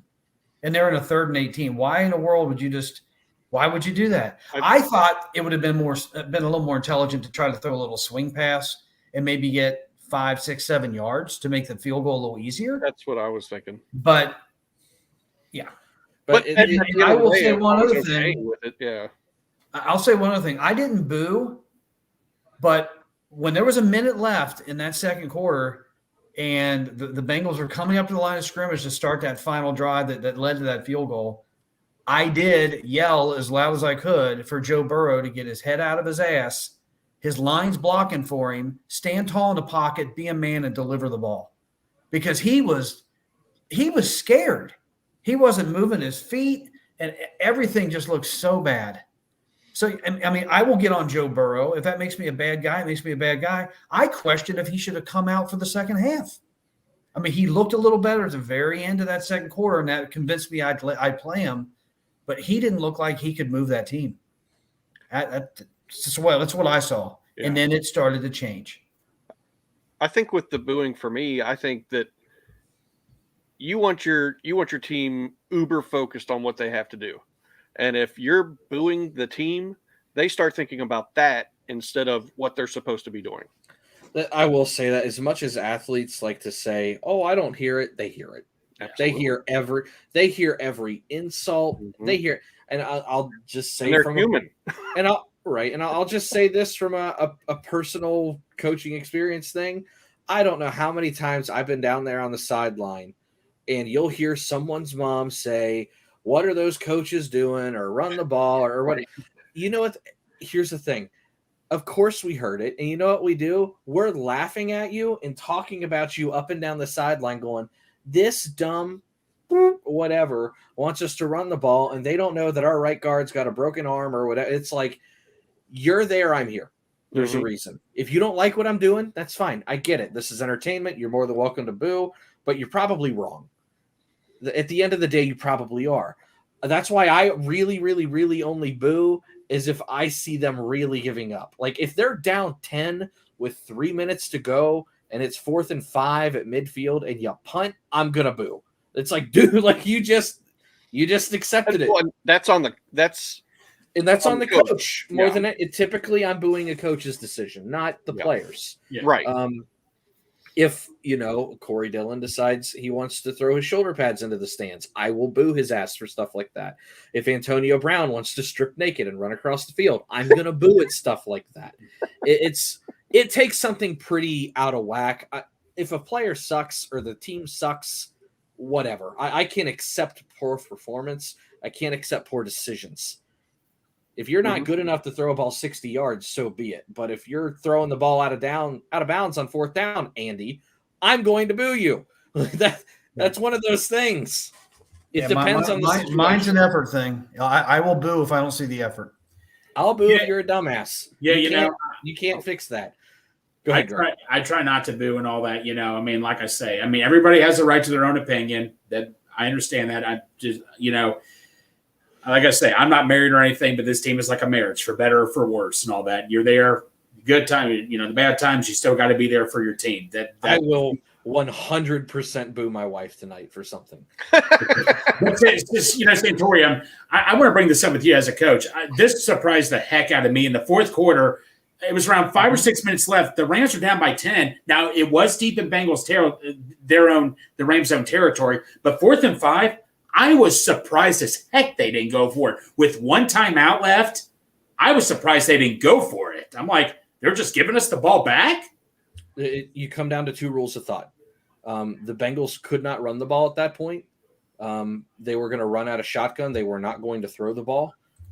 You do have 5 minutes. It is a 10-point game, and you're probably going to pin them back. If you can get 3 and out of a minute and a half, doing the clock correctly, you're going to get the ball back at midfield with 4 minutes to go, which is more than enough time to do what you want to do. However, if you subscribe to the Santori Miles school of thought, which is also the Joe Goodberry rule of thought, you're not guaranteed to get the ball back with 5 minutes left. No. And I've told Dad this several times when we watch games now, and I know the old school way is pin them back. You got to trust your defense. And I do trust my defense to a degree. But at the end of the day, trusting my defense is leaving kind of something up for hope. And I would prefer – it's one of those things. If I miss up, I have to trust my defense anyway. The difference of 50 yards when I'm down 10 points with 3 minutes to go is not really going to change everything that drastically. I know it's half a field and there's not much time left. But if I'm trusting them to maybe get a turnover down there, I can trust them to get a turnover up here. And here's the other thing. You always hear this from offensive-minded coaches. If I'm willing to go for it, it means I trust my defense. I trust them to not let this shit get worse behind me if I screw up. So to say, oh, you got to trust your defense and punt it, well, I trust them even more by doing this. And I understand the punting thing. I do understand the punting thing. And depending on how the game is going and how much time's left and what's really going on, sure. Once you get inside 5 minutes, for me, all bets are off. That's 3 first downs if you do it right. And that starts to – here's the thing. We just said Joe Burrow basically threw for 300 yards in that game with several drops and an OPI called back. The Bengals have shown in the past that they don't necessarily run the ball to knock out the clock. They will throw short passes to Jamar and T and Boyd and scramble and screen passes or whatever they need to do. They do the extension of the run game. They don't necessarily just hand off. So punting to the Bengals with 5 minutes to go, assuming that they're just going to run the clock out, traditionally is a horrible decision. It means you haven't scouted the team well, because that's not what they do. Depending on the team, it's okay. Depending on your defense, it's okay. In that scenario, I didn't have a huge issue with it because the Bengals haven't really opened up their playbook and they've only scored 1 touchdown all year. But I mean, that's a huge risk. If I'm an offensive coach and I am a very offensive-minded person, I may have coached defense, but I cut my teeth coaching offense first. I wanted to be an offensive coordinator. I have an entire closet in front of me right now with 3 storage totes full of playbooks that I have personally made if I ever get the call. I would have gone for it personally. If you can't get 5 yards, you don't deserve. If you can't get 5 yards, how are you going to get 10 points? I mean, it's one of those things. Yeah. Get your 5 yards and let's go. Don't give. Why? How can you look in your player's eyes, right? 4-3. Oh, okay. Yep. How can you? And I'll end it here because this is kind of running on for this question Greg asked me. How can I look in Greg's eyes if he's one of my players and tell him I have confidence in winning this game, but I'm going to give the ball to Joe Burrow one more time? What? Joe Burrow is now known as the second best quarterback in the NFL, and you're going to give him a chance? Right. Hey, guys, I'm just going to get – because here's the thing. You had Brady and Manning forever. Now it's Mahomes and Burrow. Are you okay just giving Brady or Manning the ball one more time? Absolutely not. Absolutely. No. Like, go for it. It depends who's on the other side of the ball. And if I'm looking at Joe Burrow on the other side of the ball, and I know that Jamar Chase has now 12 catches for $140, no, I'm not giving him another chance. Let's go on to our game picks recap, week 3, brought to you by Midwest Best Barbecue. All right, I'll hustle through this. Wait, who's got the Midwest Best thing? That's Greg. Greg, tear it up. Are you looking for great food, great atmosphere, and even better people? Look no further than Midwest Barbecue and Creamery. Head on down to 669 Justice Court in Loveland to chow down on their wings, barbecue, mac and cheese, sandwiches, ice cream, and so much more. They even offer catering services too. And to top things off, the owners Tim and Nicole Worsham are massive Bengals fans. Don't wait and go to www.midwestbarbecue.com to get your carry-out or delivery order placed, or go down in to enjoy the sights and smells of Midwest Barbecue and Creamery, which is open Wednesday through Saturday, 11 a.m. to 8 p.m., and Sunday, 12 p.m. to 7 p.m. Boom. All right. Picks, recaps. How we do? So, I was in last place this week. After being kind of the king of this for the first 2 weeks, I did not do as great. I went 9-7, still a winning record. I'm kind of like the Steelers. Even when I suck, I'm still not under 500. You still would have made money. Mm-hmm. And then there's a 3-way tie for first place. So I came in second, just saying, or last. I don't know how this works. Bengal Dad, Cincy James, Big Sexy Greg, all at 10-6. I think we would have been tied for first, and you would have been fourth. Nope, I'm second. So, Giants at Niners. We all took the Niners. Yeah. Niners won. Ravens, Colts. We all took the Ravens. We shouldn't have done that. Whoops. Dimension Mania. Ooh, hold on. I might have got one of these wrong here. I got to recount something. Bengal Dad. I got something wrong. You were actually the winner. I marked something wrong. Bengal Dad went 11-5. Ooh. I had one of these mismarked. Which one was it? The Browns and Titans game. Bengal Dad took the Browns.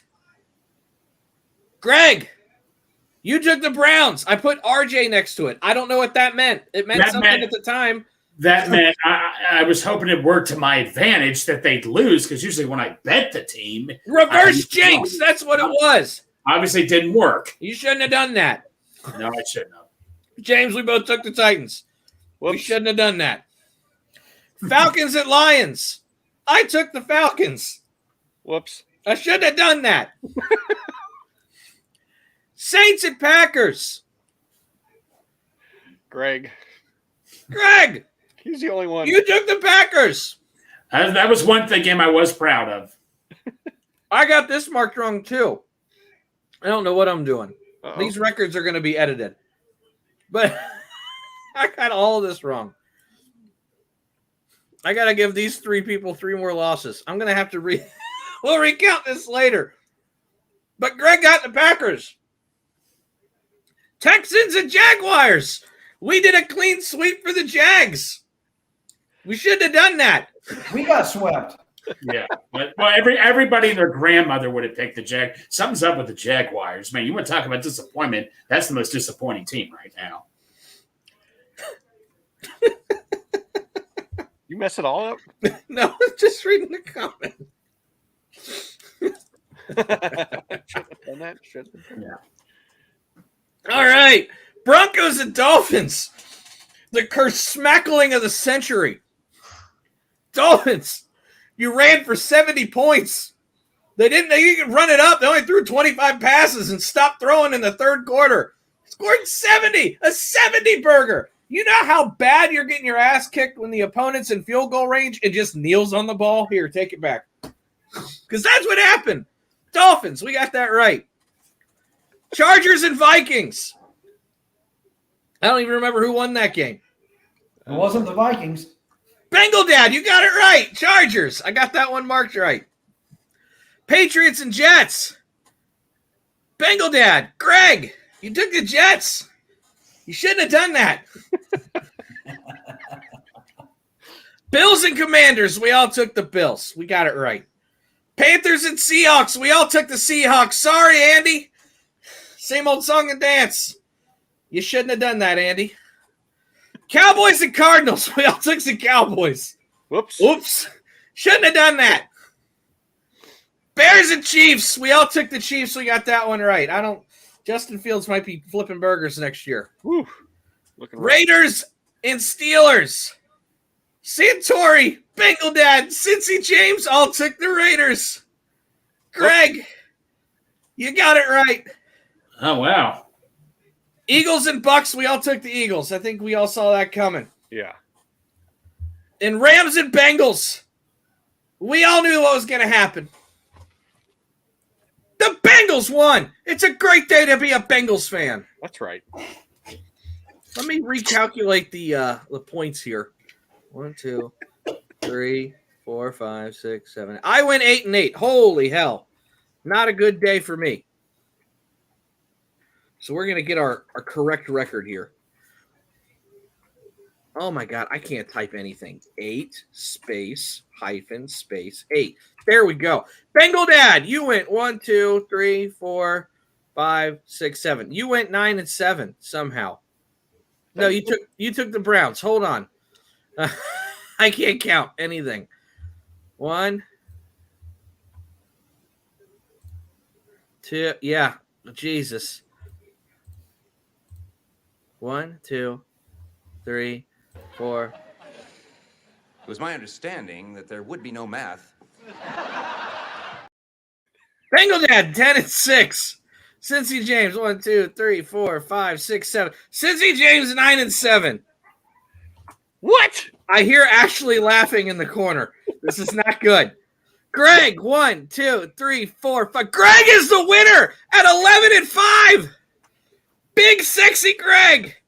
I came in officially last place. Buddy, I'm like literally like Winnie the Pooh. If you ever seen Winnie the Pooh think too much, it gets him in trouble. That's what I've learned these days. Right. I don't think anymore. Let's look at our bold predictions here. I said Tyler Boyd would score 2 touchdowns. We haven't scored 2 touchdowns yet this year. So we're still looking for it. Bengal Dad, 150 all-purpose yards from Mixon. You got about a third of it. Cincy James, Jamar Chase with 10-plus receptions. What is going on? You got it right. Greg, you said 100-plus for Mixon. And if you watched the fantasy football show, you would have known it on there too. Okay. Bengal Dad Powerball. McPherson plus 60-plus. If you add all of them together, he hit from 60-plus. We'll give it to you. Some of those would have made it from 60-plus. They would have. Sleeper players of the week. Greg, you said Yoshi. He got like 8 snaps. I think that counts for him. Oh, well. Cincy James, you said Dax Hill. He was everywhere. Bengal Dad, you said BJ Hill. He had a sack. A pretty clutch one at that. I said Chuck Sizzle. Dude's turned into a decent returner. He has. He is now making pretty quick decisions and just going. He's not dancing anymore. He's doing what you asked, Bengal Dad. Pick a hole and go. It sounded weird. Had you not said that, I wasn't going to catch on to that. Oh, no. Oh, wait. T is at 2 touchdowns last week. All of my math is wrong today. I can't count. Wow. So let's end this here, or we'll get this thing about wrapped up because we're on 1:30, and I'm going delusional. I think Bengal Dad's going to fall asleep. Hour 30. Hour 30. Week picks for the coming up season. Brought to you by who? Brought to you by Three-Way City, bringing the sights and culture of Cincinnati to fashion. Named after the traditional Cincinnati-style chili spaghetti, our good friend Adam founded Three-Way City with Cincinnati in mind. From hats to shirts to jackets, grab a piece of Cincinnati on threewaycity.com today. Must be nice for you guys to like be able to read. You guys all have scripts and fun stuff, and I'll write you one. Brimminghorn was like, I don't care, go. I'm like, ugh. With that being said, game picks. Lions and Packers. I have the Lions. I've already got my picks laid out. Lions. Tigers and Bears. Oh, my. Oh, my. All right. We're going for the sweep. Early game. What's the business, bruv? Over in London. Falcons at London Jags. I took the Jags. Wait a minute. Oh, Desmond Ritter's not at home, so Jaguars. I'll take Jags. Jags. That's a home game for the Jags. It is a home game, and I think they're pretty embarrassed from last week. Yeah. So that's what I'm going with. Atlanta's defense is really good, so. I am headed down to Nashville. I will be down there. My wife sent me 18 bakeries that we have to go to. I don't know how that's going to work. Most of them are closed on the 2 days we're there, so we'll figure it out. Rams at Colts. 2 anemic offenses squaring off against each other. Give me the Rams. I think Aaron Donald's going to give Gardner Minshew a run for his money. And if it's not Gardner Minshew, he's going against a rookie. So give me the Rams. Yeah, I'll take the Rams. They're still a good team, obviously. So Minshew could surprise you a little. I don't know. Rams. I think Anthony Richardson is trending on playing. I don't know if that's enough, but I'm going to go contrarian and go Colts. Ooh. Bengals. Not so contrarian. I'm going Colts too. Not so contrarian. Oh. All right. Yeah, it's not contrarian now for me because it's half and half. And as long as this one doesn't end in a tie, I'm good. We got Ravens at Browns. Give me the dog pound. I think that pass rush might be a little too much for Lamar right now. Yeah, I'll go with the Browns.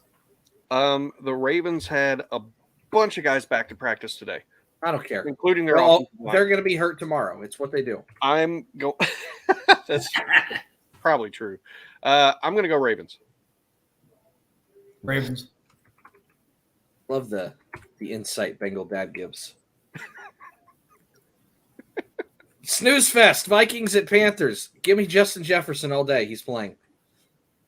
Panthers. Ooh. What? Justin Jefferson, I think, is on pace for like 2,600 yards right now. And I think that he's had 150, 150, and 149. Yeah. Yeah. Kirk Cousins is on pace for like 65 touchdowns and over 6,000 yards, and they haven't won a game yet. I'm taking the Vikings. All the stuff that James just said. Vikings. Cool. Double down. Hey, it's not the first time I've been on my own, and look what happened. I know you won 2 of them last week. Normally we'd save it for last, but my OCD can't help it today. Bengals and Titans. Give me the boys in orange. I almost said blue. That would have been really bad. Sweep. We're going to the Southern Jungle in Tennessee. The Southern Jungle. That's whoa. All right. Oh, Yeah. Saints, Buccaneers, Saints at home. Give me Derek. Well, I don't know what's going on with Derek Carr. I forgot he's hurt. Still give me the Saints. I still trust the Saints. I'm going Buccaneers. Gonna go Baker. I'm going Buccaneers. Oh my God! You gonna pull Greg and win it? Of course. Can't even spell Buccaneers. Just a little Reds update, and it's more about how late the game is getting. We moved to the top of the ninth, trailing 4-3. We have our 5, 6, and 7 hitters coming up. Not great. All right, we'll keep going here. Dolphins and Bills. Give me the Fins. Fins. What's crazy is the Dolphins just hung up 70, and the Bills are favored by 2.5. What? Yeah. Yeah. I'm gonna go with the Dolphins as well. I'm going with Buffalo. Hello. Man, Dolphins got to prove they can beat them. All right. Broncos and Bears. Bears. I don't know. He said that so confidently and then realized he said Bears. Oh, I forgot that this team just gave up 70. Buddy, it's like that South Park episode where I'm not going to say because it's a bad word, but it's like, remember when they vote and it's like, oh, yeah. Yeah. You got one team that can't score and one team that only lets people score. Something's got to give. Give me the Broncos. Oh, are you putting it on the screen? Yes. OCD? I'm going to take the Broncos for some reason. Bengal Dad. Hold on 1 second. Oh, shit. Out. Son of a bitch. Sorry. Whoops. That's a nickel in the swear jar. Was that Noelby? Marte just tried to take an extra base down by a run and got thrown out a second. Oh, why are we doing that? Oh. He's standing there, but there's no way. Santori. I'll take the Bears. Give me the Bears. Everybody's just deflated right now. I mean, we still got another batter if he's still out, but yeah, but I mean, they got to challenge it. They have no reason not to challenge it. Right. It's close. It's damn close. Commanders and Eagles. Eagles. Come Eagles. on. Eagles. The vibes been killed. The vibes were immaculate. Now they're dead. Steelers and Texans. I took the Texans. Man, he might be safe. Sorry. Steelers at Texans. You know what? I'm going to try to reverse jinx this. I'll just go Steelers. I am also going to take the Steelers. Are you taking it as a reverse jinx? I think he's safe. I'm taking the Steelers. Are you putting it up on the screen there, homie? Santori, you got a lot of laughing. You got a lot of bragging rights if your thing's going. I got you. It's up there. Come on, New York. Give us the call. Next, Raiders at Chargers. No one even laughed at the Steelers one. I like it. FTS. Chargers. Yeah, I'll take the Chargers as well. I think Jimmy G's a little banged up, if I remember right from the game. Yep. Bengal Dad? Chargers. Okay. Cardinals at Niners. Give me the Niners. They got to call him safe. Come on. I'm taking the Niners. Niners. I took the Niners. They freaking still called him out. That's a bad call. Oh, yeah, that is a bad call. I just saw that. Ooh. Patriots at Cowboys. Boys. Yeah, I'll take the Cowboys. Them boys. Call me crazy. Call me crazy. I'm going Patriots. Ooh. Okay. Bengal Dad. Cowboys. All right. Chiefs and Jets. Chiefs. Taylor Swift. Taylor Swift is a good luck charm with them right now. Got to go Chiefs. Yep, I'm taking Chiefs. Jets. All right. Ooh. Yeah, no one wants to hear why, huh? Okay, we'll just move on. Go for it. Patrick Mahomes has the lowest yards per attempt in the NFL. Average Still depth. Chiefs wrong. Yep, they don't deserve it. They're the chefs right now. They are Patrick Mahomes has the lowest average depth of target in the NFL.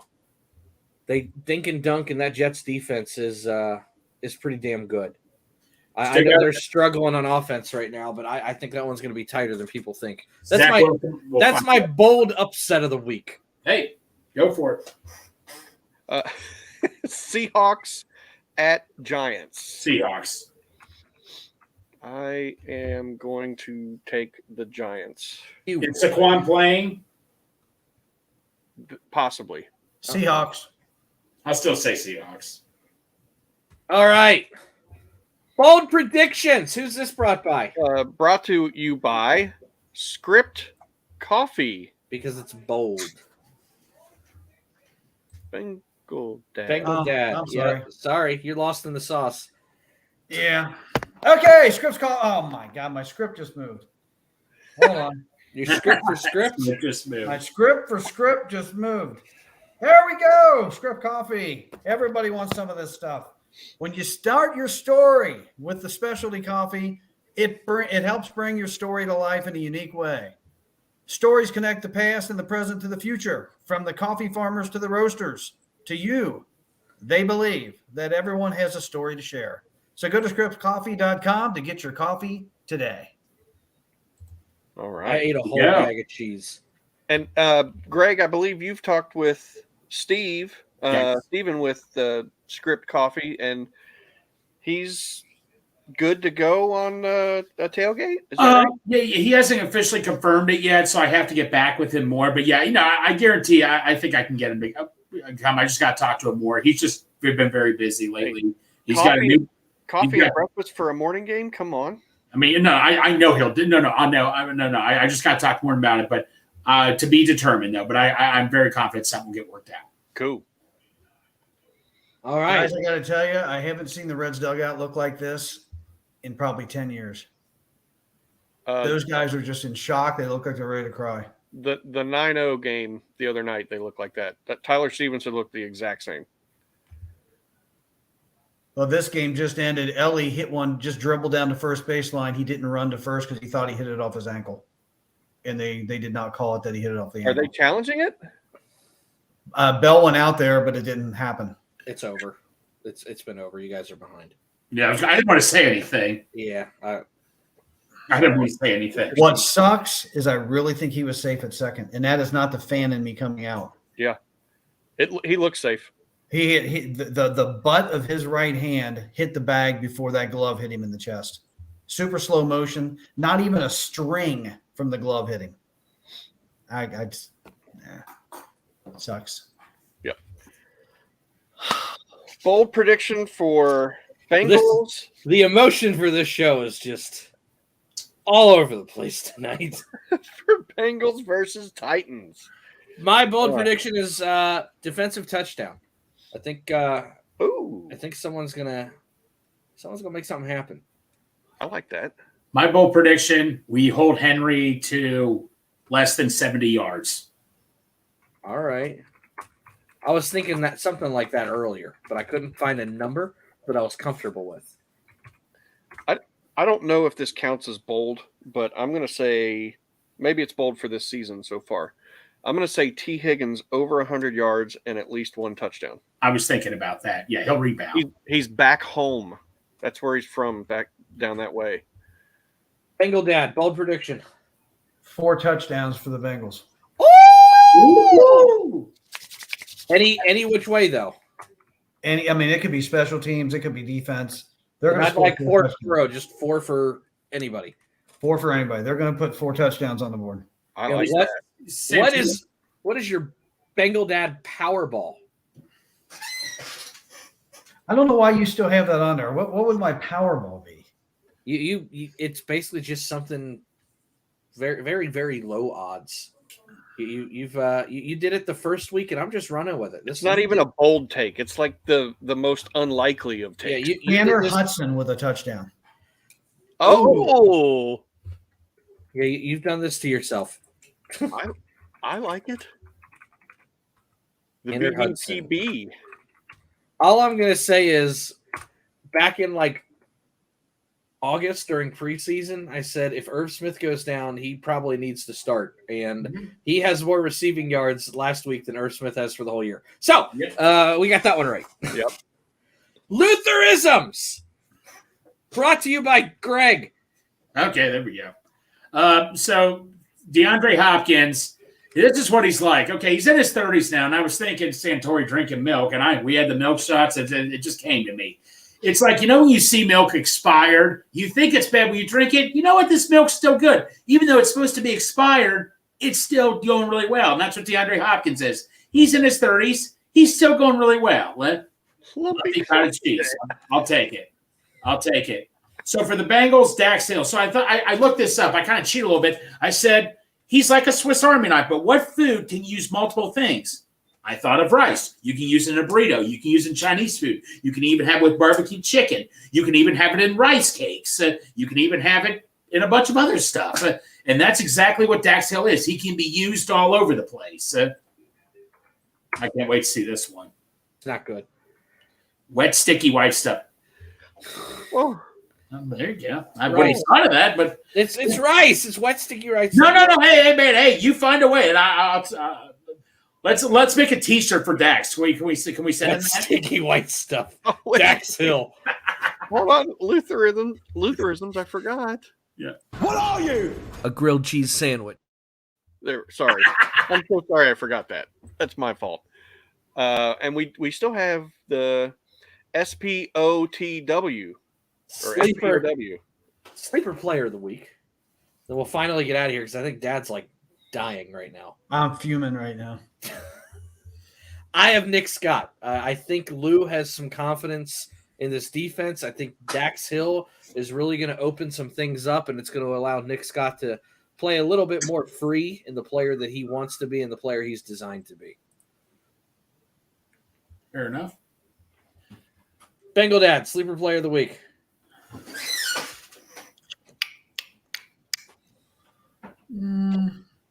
Is Awuzie hurt or not? I don't know.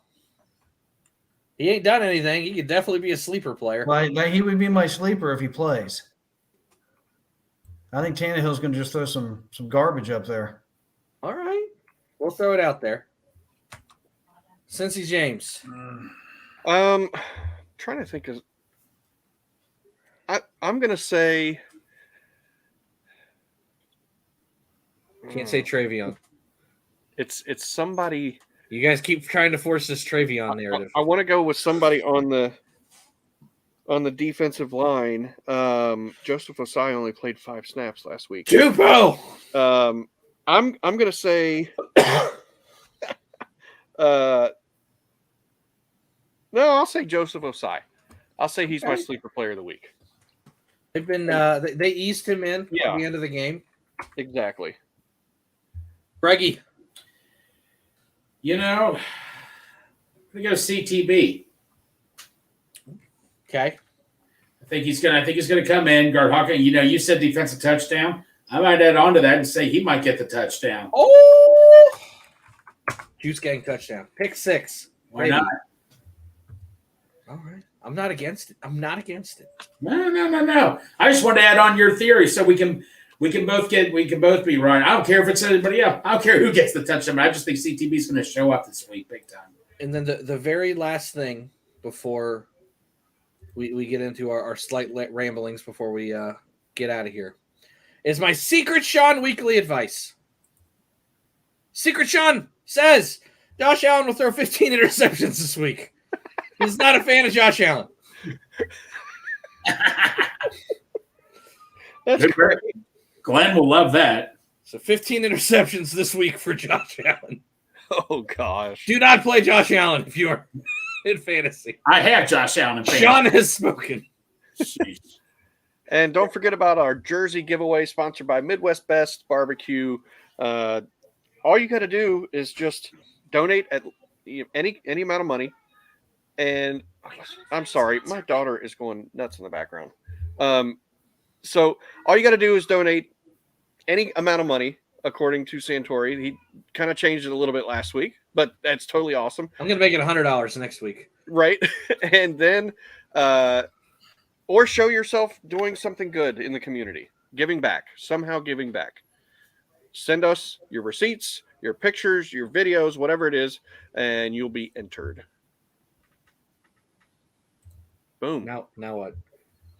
Boom. Keep in mind, our tailgates are wholesome. And because it worked one time, we have to do it every time for the rest of my life. The milk shots are back on. And you guys will take it.